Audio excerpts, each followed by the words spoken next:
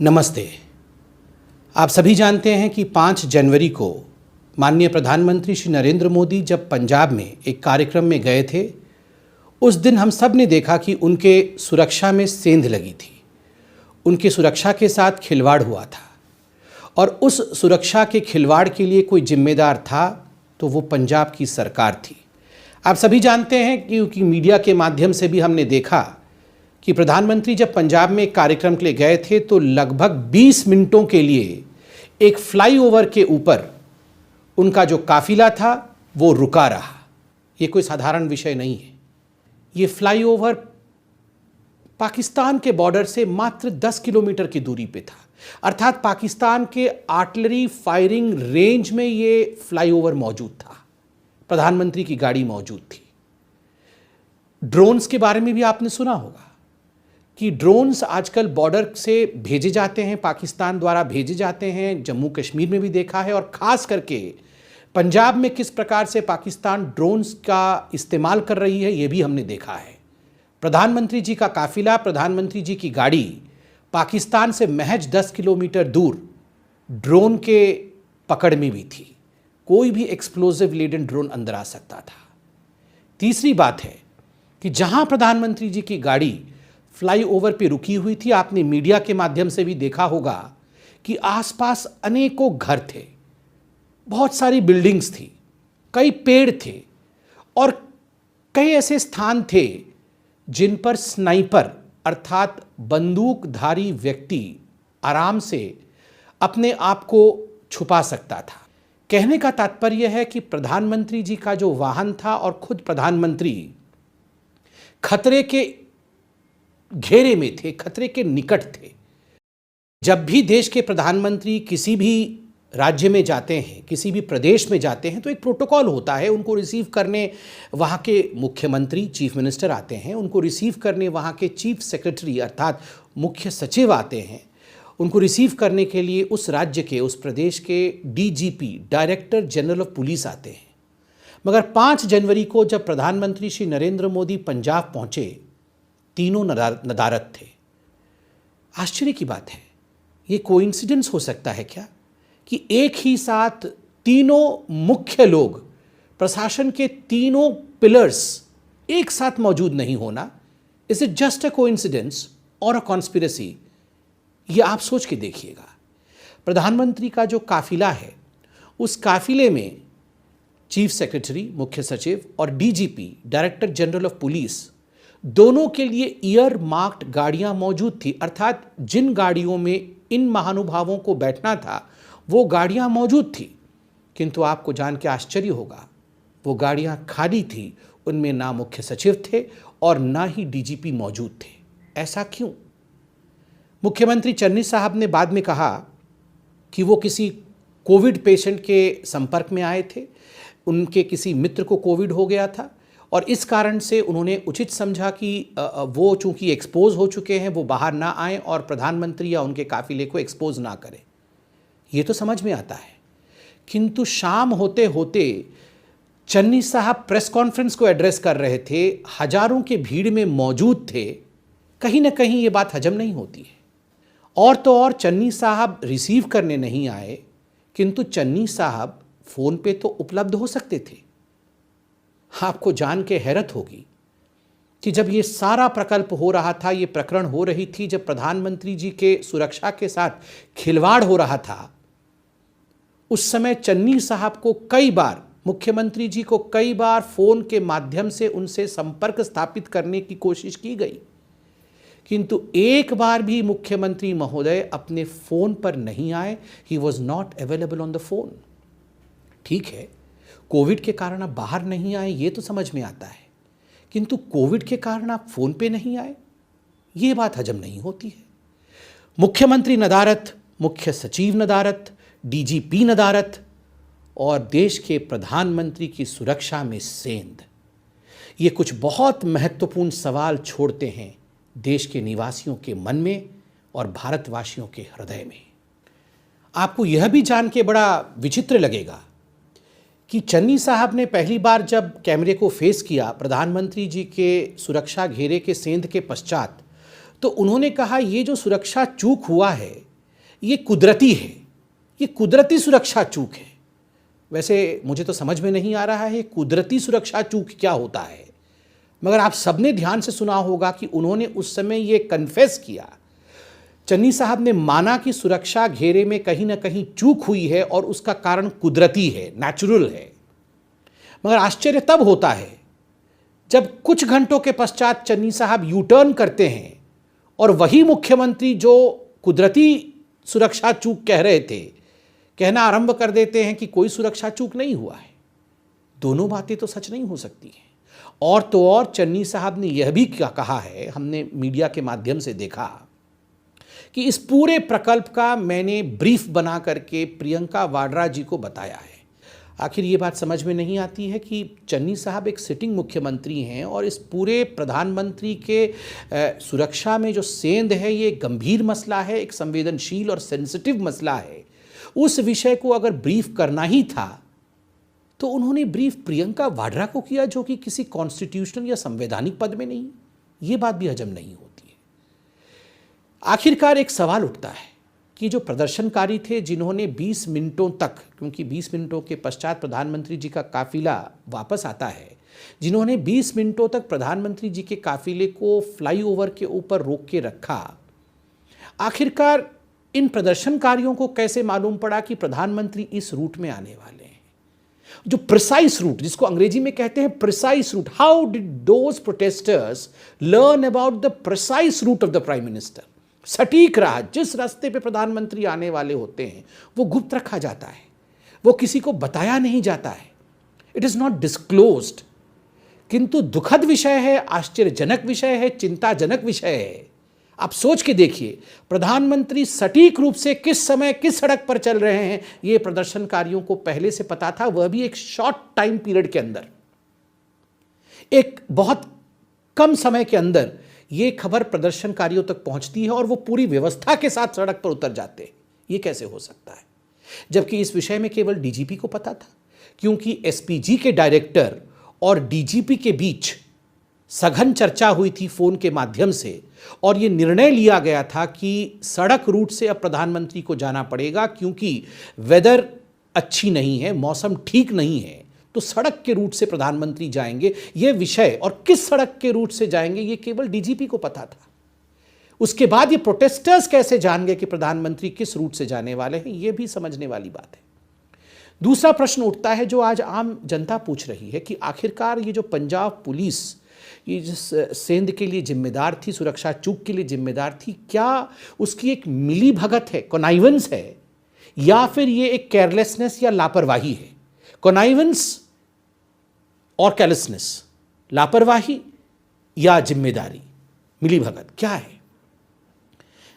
ये तो आप भी जान सकते होंगे कि आखिरकार ये एक बहुत गंभीर मसला है। और हमने भी टीवी के माध्यम से देखा कि ये जो पुलिस थी ये प्रदर्शनकारियों के साथ चाय पी रही थी। ये मीडिया ने भी दिखाया, लोगों ने वीडियो बना के डाला है। कोई भी पुलिस जो प्रधानमंत्री के सुरक्षा में तैनात हो वो प्रदर्शनकारियों के साथ चाय पी रही हो? ऐसा तो नहीं हो सकता है। प्रदर्शनकारियों के साथ बैठकर हंसी ठहाके लगाना, चाय पीना, ये विषय कुछ हजम नहीं हुआ।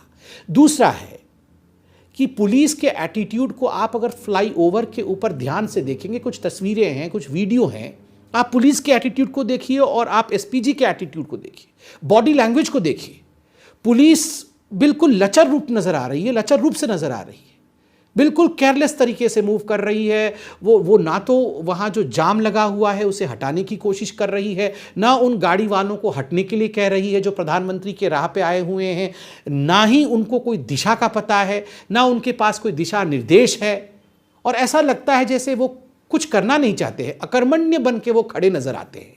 और एसपीजी को देखिए, तैनात है, चुस्त है, दुरुस्त है, प्रधानमंत्री जी को चारों तरफ से वो घेर करके खड़ी है, क्योंकि प्रधानमंत्री जी के बॉडी प्रोटेक्शन के लिए और क्लोज प्रॉक्सिमिटी के प्रोटेक्शन के लिए अगर कोई जिम्मेदार है तो वो एसपीजी है। इसलिए एसपीजी के बॉडी लैंग्वेज और पुलिस के बॉडी लैंग्वेज में ये जो आकाश पाताल का फर्क है यह भी दिखता है।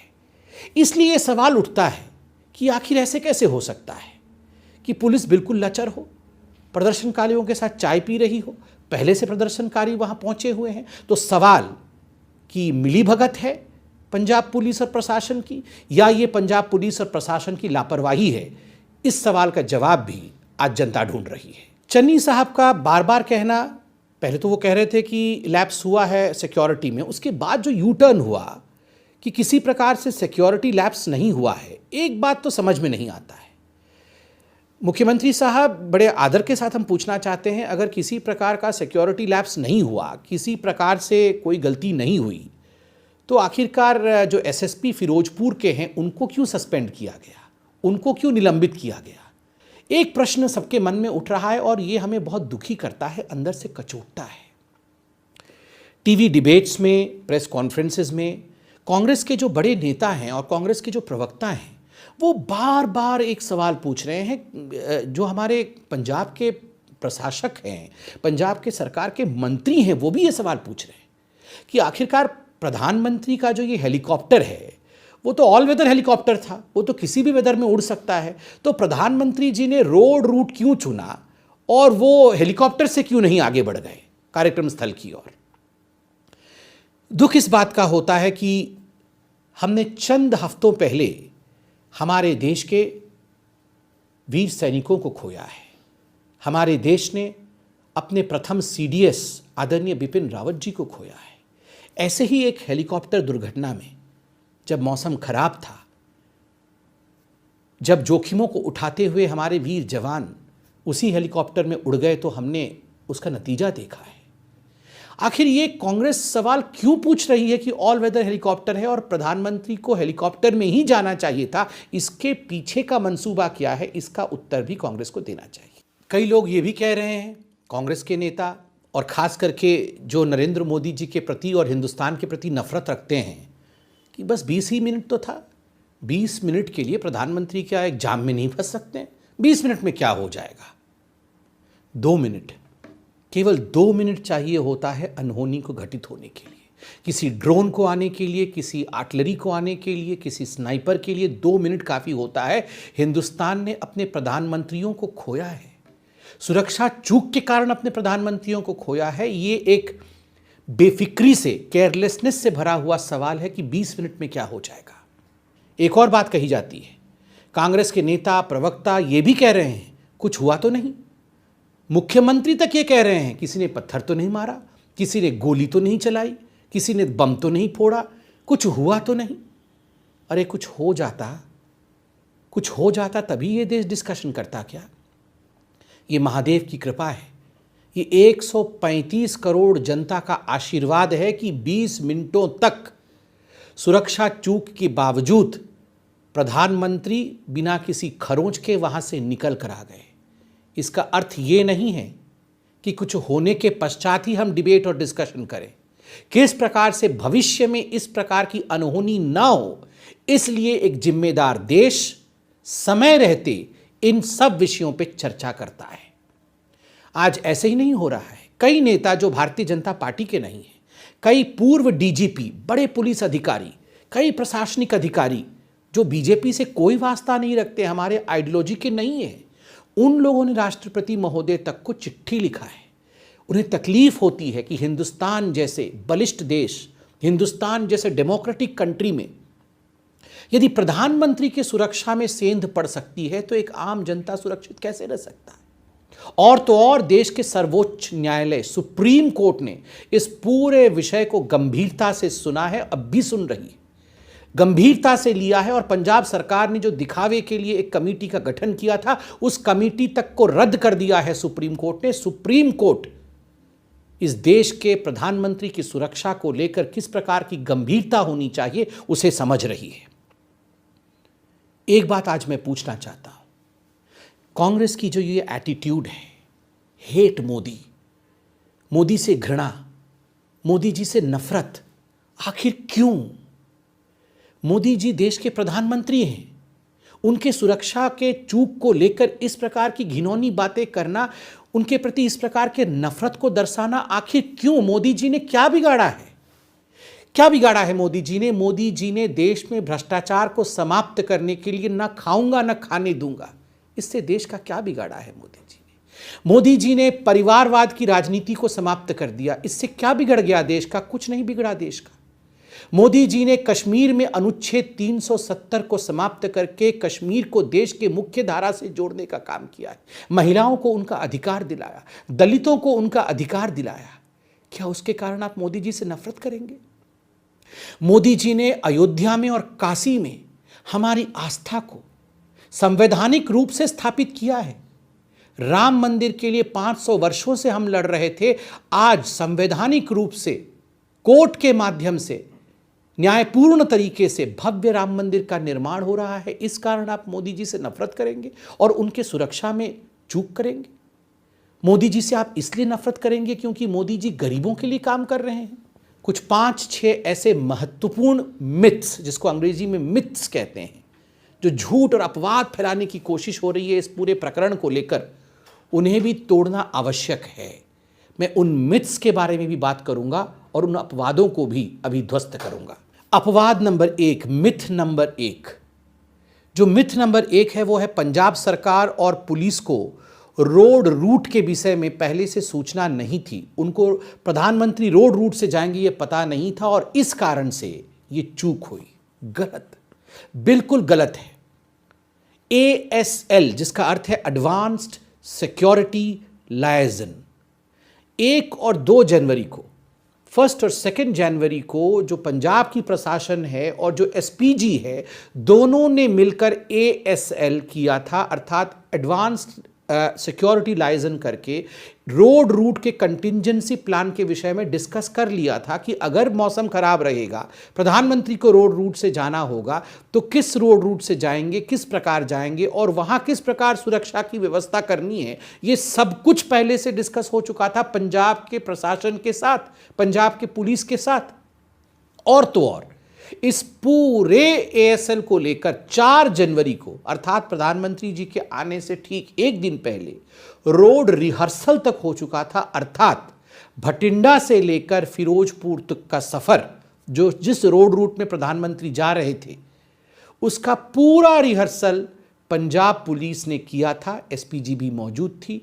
रिहर्सल होने के बावजूद ये कहना कि हमारे लिए तो ये आश्चर्य का विषय था, रोड रूट के विषय में पता ही नहीं था, इस कारण ये चूक हुआ, कहीं ना कहीं झूठ बोला जा रहा है। नंबर 2, जो मिथ नंबर 2 है वो है कि सडन चेंज इन प्लान, कि अचानक प्रधानमंत्री जी ने अपने रूट को बदल दिया और इस कारण से अफरा तफरी मच गई और इस कारण से ये चूक हुआ है। गलत बात है। जब प्रधानमंत्री पंजाब पहुंचे, खराब मौसम के कारण जब हेलीकॉप्टर टेक ऑफ नहीं कर पाई और ये निर्धारित किया गया, ये निश्चित किया गया कि प्रधानमंत्री अब रोड रूट से जाएंगे, यह पूरा विषय DGP, राज्य के डायरेक्टर जनरल ऑफ पुलिस के साथ साझा किया गया, उनके साथ ये डिस्कस किया गया और जब DGP महोदय ने क्लियरेंस दिया, उसके पश्चात ही प्रधानमंत्री उस रूट पे आगे बढ़ते हैं। तो ये कहना कि अचानक प्लान चेंज हुआ, ये गलत बात है। DGP को इसकी इंफॉर्मेशन थी, SPG और DGP ने बात किया था। और तो और जो भटिंडा के SSP हैं, जो पायलट गाड़ी चलती है, उसको लीड करने का काम SSP भटिंडा कर रहे थे। अर्थात ये गलत बात है कि ये सब कुछ सडन हुआ, क्योंकि राह दिखाने का काम पंजाब पुलिस ही खुद कर रही थी। तो ये कहना कि अचानक राह बदल गया, ये गलत बात है। तीसरा मिथ जो झूठ फैलाया जा रहा है कि जो पंजाब की पुलिस थी, जो पंजाब की प्रशासन थी, वो प्रधानमंत्री के ऊपर किस प्रकार के असुरक्षा के भाव थे, किस प्रकार के सिक्योरिटी थ्रेट्स थे, उससे वो अवगत नहीं थी। यह भी झूठी बात है, गलत बात है। क्योंकि जो इंटरनल कम्युनिकेशंस है पंजाब पुलिस की, अगर आप उन इंटरनल कम्युनिकेशंस को देखेंगे तो आप पाएंगे कि पंजाब पुलिस ने आपस में बातचीत की है कि प्रधानमंत्री के ऊपर खतरा हो सकता है, इसलिए ट्रैफिक डाइवर्शन प्लान वो भी पंजाब पुलिस ने तैयार किया था। पंजाब पुलिस ने यह भी बात किया है कि ऐसा भी संभव है कि कुछ जगहों पर अगर प्रधानमंत्री रोड से जाए तो प्रोटेस्टर्स भी आ सकते हैं। तो किस प्रकार से वैसे सिचुएशन को डील करना है, उस पर भी इंटरनल कम्युनिकेशन पे पंजाब पुलिस ने बात किया हुआ है। ये सब कुछ बातचीत उनकी इंटरनल डॉक्यूमेंटेशन दिखाती है, किंतु धरातल पे जब ये सारी बातों को होना था तब चूक हो जाती है, तब ये सब कुछ नहीं होता है। तो ये कहीं ना कहीं जो मिथ फैलाया जा रहा है, जो झूठ फैलाया जा रहा है कि प्रधानमंत्री के ऊपर किस प्रकार के खतरे थे, इससे पंजाब पुलिस अभिन्न थी, वो जानती नहीं थी, ये गलत है। वो जानती थी मगर उन्होंने कुछ किया नहीं। चौथा मिथ या चौथी झूठी बात जो फैलाई जा रही है इस पूरे प्रकरण में कि प्रधानमंत्री को बचाने का काम केवल और केवल एसपीजी का है, पंजाब पुलिस का इसमें कोई रोल नहीं है। सरासर गलत। और यहाँ मैं तो कागज का भी सहारा लूंगा और पढ़ के भी सुनाऊंगा। आप सब ने सुना होगा, अभी मीडिया में भी चल रहा होगा, एसपीजी के ब्लू बुक के बारे में। एसपीजी की एक ब्लू बुक होती है और उस ब्लू बुक में नियम उद्धृत होते हैं, नियम लिखे जाते हैं। उस ब्लू बुक के क्या नियम है मैं पढ़ के सुनाता हूं। Chapter 1, rule number 1, The overall responsibility for ensuring the safety of Prime Minister rests with the state government and the responsibility for providing proximate security rests with the SPG Act 1988। मतलब जो प्रधानमंत्री की सुरक्षा का जो ओवरऑल चार्ज है उसके लिए कोई जिम्मेदार है तो पंजाब पुलिस और पंजाब की सरकार, पंजाब का प्रशासन था। प्रॉक्सिमेट बॉडी सिक्योरिटी के लिए, एकदम पास की सिक्योरिटी के लिए एसपीजी जिम्मेदार थे और एसपीजी वो कर रही थी, वो हमने फोटो और वीडियो के माध्यम से देखा है। चैप्टर 1, रूल नंबर 2, स्टेट्स क्या बताती है वो? The state police shell make all protective arrangement for the security and safety of PM. PM के सिक्योरिटी और सेफ्टी के लिए कोई भी प्रावधान करने हैं तो वो स्टेट की पुलिस, राज्य की पुलिस करेगी, एसपीजी नहीं करेगी। ऑन चैप्टर 1, रूल नंबर 5, ये क्या बताती है? Implementation of this rules will be the responsibility of the DGP of the state. जो डायरेक्टर जनरल ऑफ पुलिस हैं उनकी ये जिम्मेदारी है कि ये जो रूल्स हैं उनको ग्राउंड पे लागू कराएं और अपनी पुलिस से लागू कराएं। ये जिम्मेदारी डीजीपी की है। पुलिस भी चूकी, डीजीपी भी चुके और इसी के कारण से प्रधानमंत्री जी के सुरक्षा में सेंध हुआ है। जो अंतिम मिथ है, द फिफ्थ मिथ, जो पांचवा झूठी बात यहां फैलाई गई है वो है कि पंजाब पुलिस ने अच्छा काम किया है और पंजाब पुलिस ने प्रधानमंत्री जी की सुरक्षा का पूरा ध्यान रखा है। सरासर गलत। आपको जान के आश्चर्य होगा कि अगर, बाकी तो मैंने पूरा समझाया ही, केवल कंट्रोल रूम, पंजाब पुलिस का जो कंट्रोल रूम है वो कंट्रोल रूम ही केवल फोन करके जो पायलट गाड़ी थी उसको बता देती कि फलाने फ्लाईओवर के ऊपर प्रदर्शनकारी और जाम मौजूद है, प्रधानमंत्री जी के रूट को डाइवर्ट कर दिया जाए, यहाँ नहीं आने दिया जाए, तो प्रधानमंत्री जी की गाड़ी उस फ्लाईओवर के ऊपर 20 मिनटों तक नहीं फंसी होती और वो एक खतरनाक स्थल पर जाके नहीं पहुँचते जहाँ कुछ भी हो सकता था। मगर कंट्रोल रूम भी चूक गई। और तो और पुलिस जिस प्रकार की अकर्मण्यता में दिखी, इनएक्टिव पुलिस, चाय पीती, प्रदर्शनकारियों के साथ चाय पीती हुई पुलिस, बॉडी लैंग्वेज देखिए पुलिस की, पुलिस कहीं तैनात ही नजर नहीं आ रही थी प्रधानमंत्री के आसपास।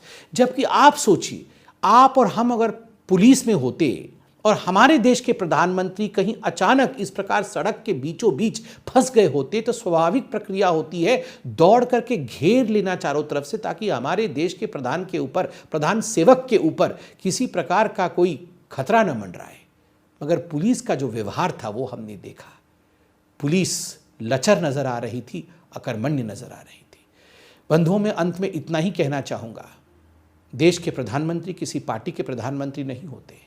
देश के प्रधानमंत्री राष्ट्र के प्रधानमंत्री होते हैं, हमारे देश के गौरव होते हैं। 135 करोड़ की जनता के प्रेम के कारण नरेंद्र मोदी जी को चुना गया है। अगर हम अपने देश के प्रधानमंत्री की सुरक्षा के प्रति, उनके वेलबींग के प्रति, कानून के प्रति, नियमों के प्रति अवगत नहीं रहेंगे, उनके सुरक्षा के साथ खिलवाड़ करेंगे, तो इस देश में एक आम जनता भी सुरक्षित नहीं है। कुछ विषय राजनीति से ऊपर होते हैं और कुछ विषय राष्ट्रनीति के होते हैं। धन्यवाद।